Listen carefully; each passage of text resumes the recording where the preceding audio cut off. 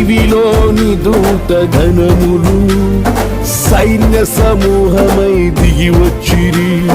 సర్వశక్తి సంపన్నునికి స్తోత్ర గీతమే అర్పించిరి.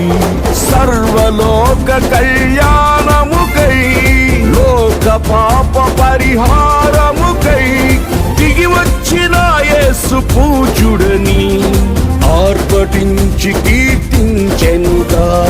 దిగి వచ్చిన యేసు పూజుడని ఆర్భటించి కీర్తించెనుగా.